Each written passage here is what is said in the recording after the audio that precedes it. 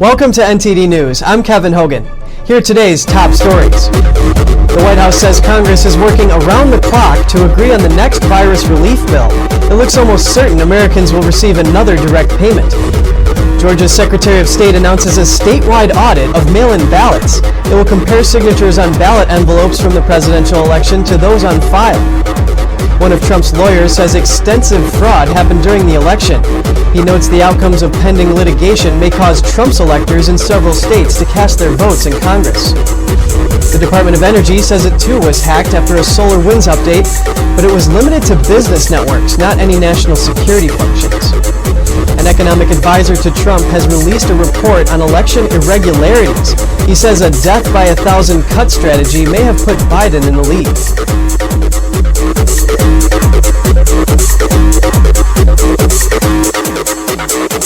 One county in Michigan falsely reported a win for Democratic candidate Joe Biden on election night.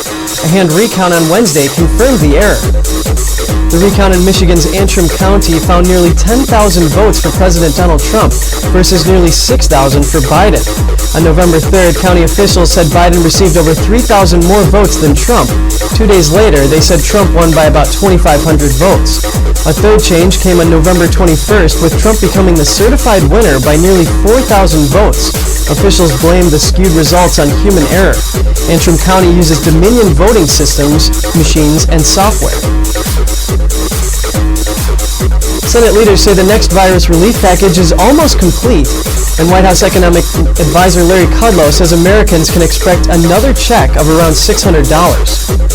White House economic advisor Larry Kudlow says both parties have already made key trade-offs, and he's optimistic the deal will be complete soon. Senate Majority Leader Mitch McConnell says a bipartisan agreement is close at hand, speaking on the Senate floor. We've yet to nail down every detail, but in broad strokes, we've been discussing the targeted second round of job-saving Paycheck Protection Program that Republicans have sought since last summer. He says they're also discussing extended unemployment benefits. Speaking on Newsman TV's American Agenda, Kudlow said the up to 600 direct mail checks is for the entire population. The unemployment assistance will be in the neighborhood of a $300 federal plus-up. He added a family of 4 would get $2,400.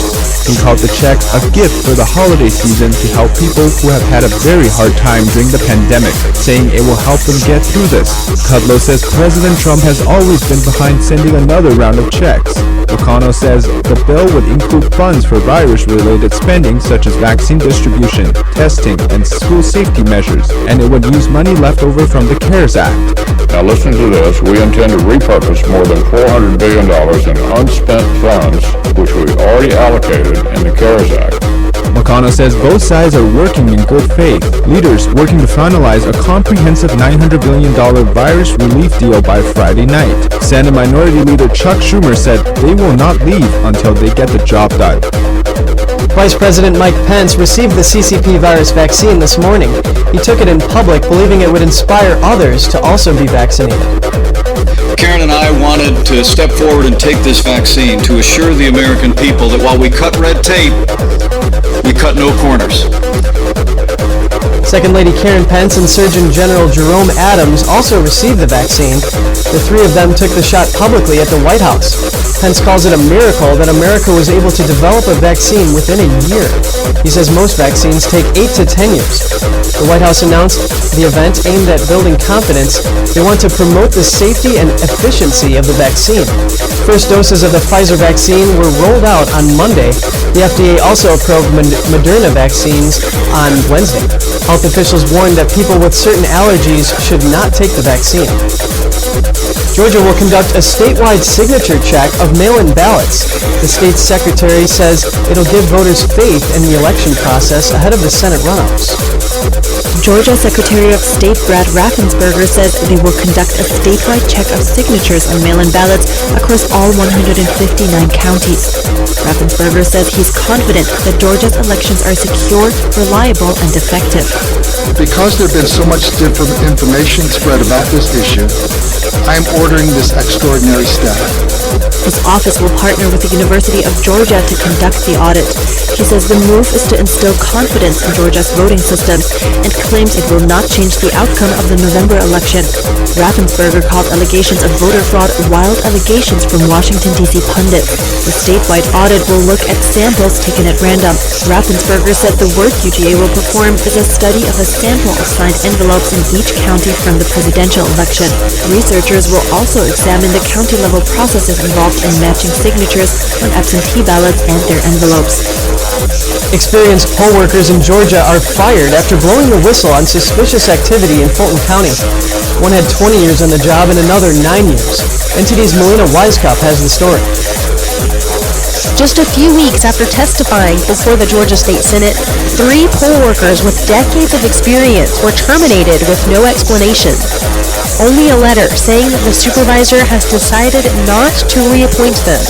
Fraud, deceit, abuse of the system, and that's all I was trying to point out to those who are in charge, and I've been trying to do this more than this election.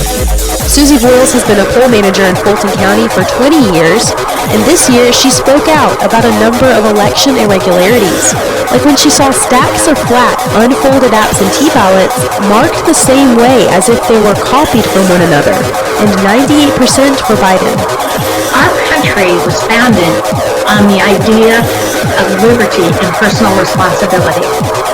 I was thinking back to what the soldiers at Valley Forge went through when they were in the snow. They had dysentery, their feet were wrapped in just cloths because their shoes had totally worn out. They'd been away from their family for over 2 years, and yet they persisted on what they believed was the dream of liberty for all of us to go on. And so they were not intimidated by all the obstacles that faced them. I cannot be intimidated, and I'm also trying to keep it so that we have a country that those who cannot live in their homelands because things are so oppressive don't have a place to keep for liberty. And another woman who was terminated, Bridget Thorne, testified about a lack of security in the Fulton County warehouse. Thorne said she witnessed a situation where just anyone could print sample ballots, which looked identical to regular ballots. And Thorne told NTD in a previous interview that it's odd how elections officials seemed more eager to hire inexperienced poll workers over experienced ones. And yet for me to get in that position, I had to send multiple emails. Who do I go to? Who do I hire? Who's hiring? This person isn't. People who are qualified aren't getting asked to help. Boyle shared her sentiments and said she saw major gaps in training which led to the chaotic scenes many have witnessed in Fulton County. Like this poll watcher who told us he was given a suitcase of ballots to take within minutes of being there to observe. So he offers me a suitcase of ballots, and there's how little security there is there. It was freaking me out. When they are hiring 17-year-olds who have never even worked a poll to manage a poll, and they're all partisan, this sounds like it's serving a dual purpose. That's why Boyles says she's determined to continue to expose any potential illegal votes or irregularities.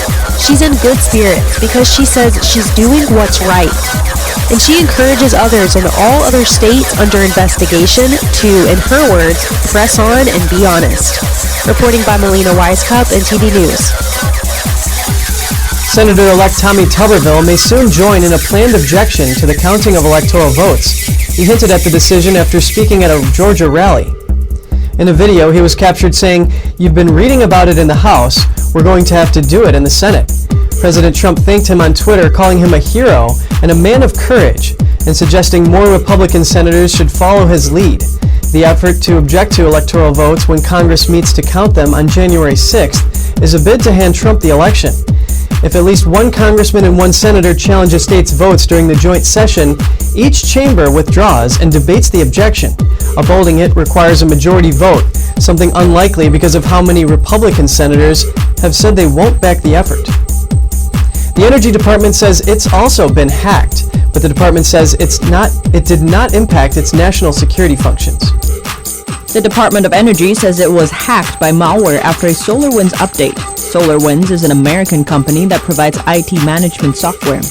A spokeswoman told the Epoch Times, at this point, the investigation has found that the malware has been isolated to business networks only and has not impacted the mission-essential national security functions of the department, including the National Nuclear Security Administration, or NNSA.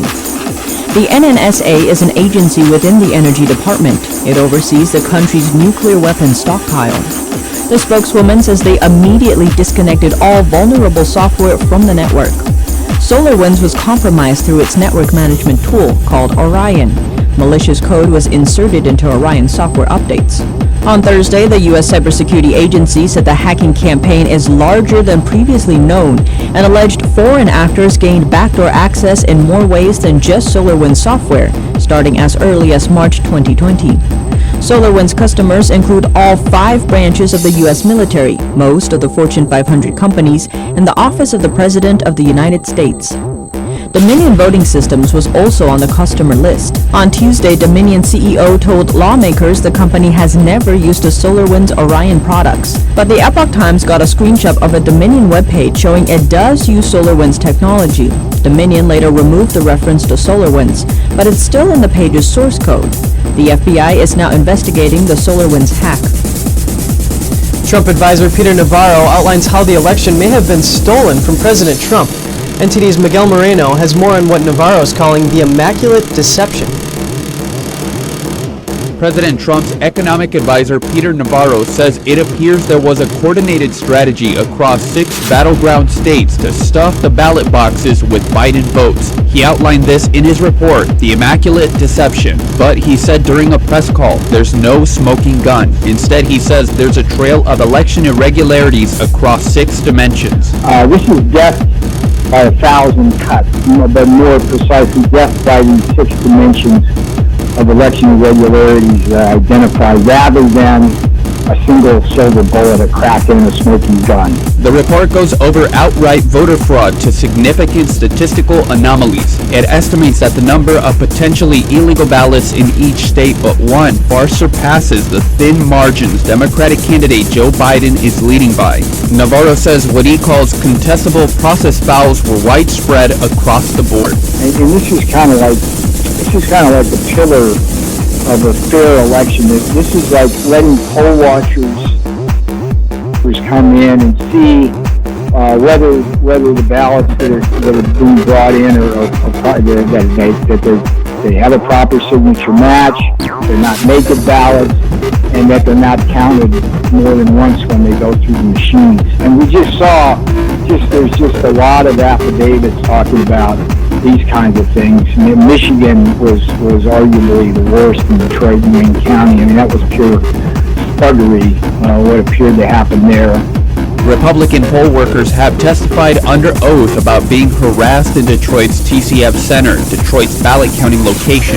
A Dominion Voting Systems contractor who worked there testified that she witnessed people scanning batches of ballots multiple times. Navarro says the press should take these irregularities seriously and investigate them.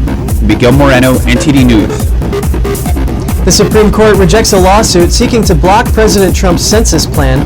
That means illegal immigrants may still be excluded from census counts. In a 6-3 decision, the Supreme Court dismissed an appeal from a federal district court.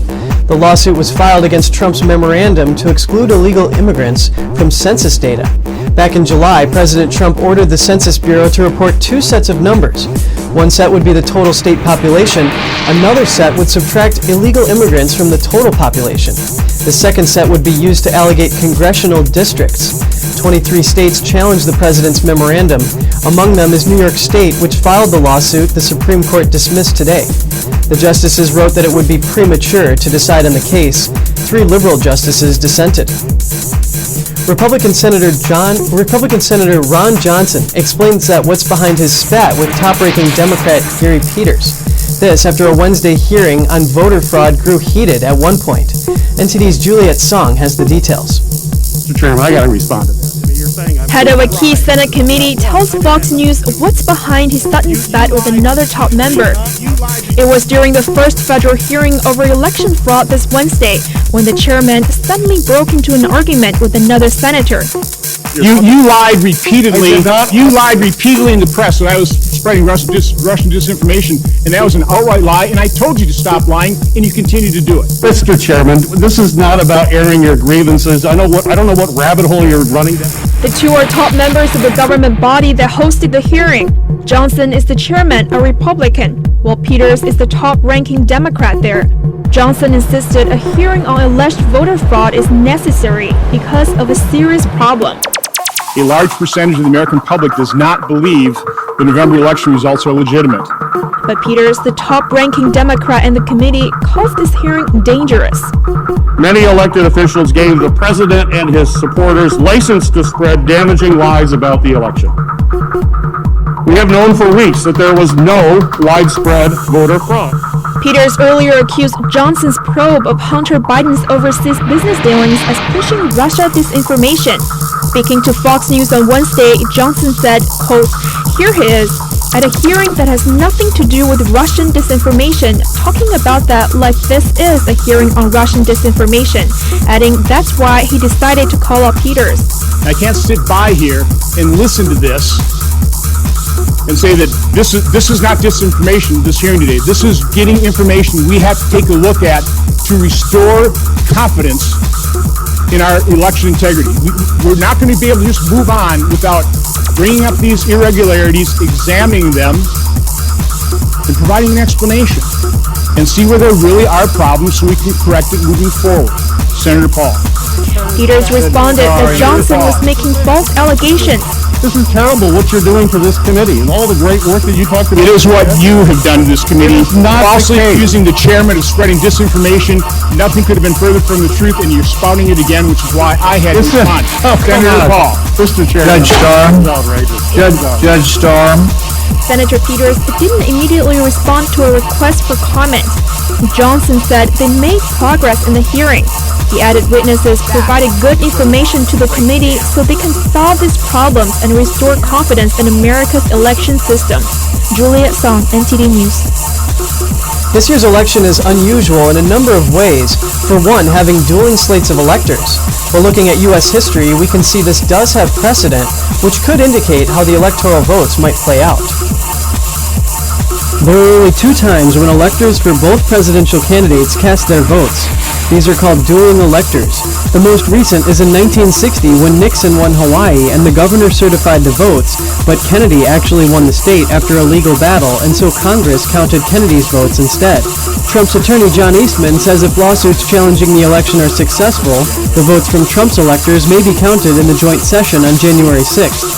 The pending litigations rule in favor of President Trump, and it's, I think, likely that his slates of electors will be counted.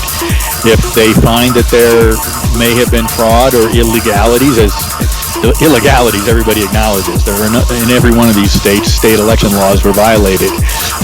The question then will be whether that affected enough ballots to have altered the results of the election. Eastman points to numerous statistical anomalies in the vote and video evidence of suitcases full of ballots pulled out from under the table and counted without proper oversight. So when you see all of these things combined, yeah, I'm fairly confident that there was pretty extensive fraud here. And in each of these swing states, what we've seen is more than enough to have affected the results of the election. A poll by Rasmussen shows 47% of likely voters say they think Democrats stole votes or destroyed pro-Trump ballots to ensure Biden would win. And Eastman says many lawsuits alleging election fraud were thrown out before looking at the evidence. Well, that's not the job at a motion to dismiss. If there are contested issues of fact, that if they go one way, one side wins, and if the facts go the other way, the other side wins, you got to have a factual hearing. You can't decide it just on the papers. Litigation is still pending in a number of states ahead of Congress's January 6th meeting. Kevin Hogan, NTD News. Project Veritas released an exclusive recording of a phone call between WikiLeaks founder Julian Assange and the State Department. It allegedly reveals that Assange warned the State Department in 2011 about an upcoming leak of classified documents. Project Veritas, an undercover journalism nonprofit, released an exclusive recording on Wednesday, December 16th. The over an hour-long phone call was between WikiLeaks founder Julian Assange and an attorney of the State Department. The phone call took place in August 2011. In it, Assange warned then-attorney Cliff Johnson that a former employee will release classified cables. Yeah, so the situation is that we have intelligence that the State Department database archive of 280,000 diplomatic cables, including the classified cables, is being spread around. Assange identified the leaker as rogue former employee Daniel Dormscheit-Berg. He also noted that this person will not redact sensitive information. We would not be releasing them. Well, this is Daniel Dormscheit-Berg, a previous employee that we suspended last August. Assange urged the State Department to take action. He believed the person will leak the information in the following days. And there may be some possibility to stop it. Project Veritas says a whistleblower provided this recording to them. The whistleblower wanted to let the American people have a more accurate account of Assange and his conduct. Julian Assange is currently fighting extradition to America in a British court.